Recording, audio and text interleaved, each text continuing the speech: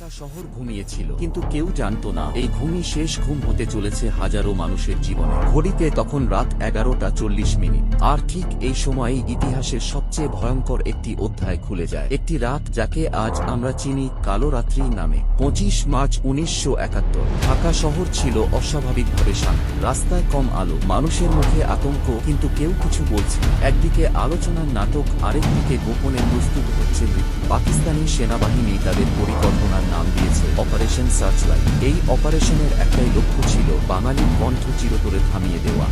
এই অপারেশন কোনো হঠাৎ সিদ্ধান্ত ছিল না, এটা ছিল ঠান্ডা মাথায় করা একটি গণহত্যার পরিকল্পনা। টার্গেট লিস্ট তৈরি ছিল আগে থেকেই। ছাত্র, শিক্ষক, বুদ্ধিজীবী, রাজনৈতিক কর্মী আর সাধারণ নিরস্ত্র মানুষ, বিশেষ করে ঢাকা বিশ্ববিদ্যালয়। কারণ পাকিস্তানি শাসকরা জানত যে জাতির চিন্তা ধ্বংস করা যায়, সেই জাতির ভবিষ্যতও ধ্বংস করা যায়। রাত প্রায় 12টা। হঠাৎ করে ঢাকার আকাশ কেঁপে ওঠে। ট্যাঙ্কের গর্জন, মেশিনগানের শব্দ আর মানুষের চিৎকার, সব মিলিয়ে ঢাকা শহর পরিণত হয় মৃত্যুভূমিতে। ঢাকা বিশ্ববিদ্যালয়ের ইকবাল হল জগন্নাথ হল একটার পর একটা হলে ঢুকে নির্বিচারে গুলি, ছাত্রদের ঘুম ভাঙিয়ে গুলির শব্দে, আর ঘুম ভাঙার আগেই অনেকের জীবন শেষ। 25 মার্চের সেই রাত শেষ হয়েছিল ভোরে, কিন্তু সেই অন্ধকার আজও শেষ হয়নি। কারণ ইতিহাস মনে রাখে, আর ভুলে গেলে ইতিহাস আবার ফিরে আসে। এই ছিল অপারেশন সার্চলাইট, এই ছিল কালো রাত্রি। একটি রাত যা আমাদের শিখিয়েছে স্বাধীনতার মূল্য কতটা ভয়ঙ্কর আর কতটা অমূল্য।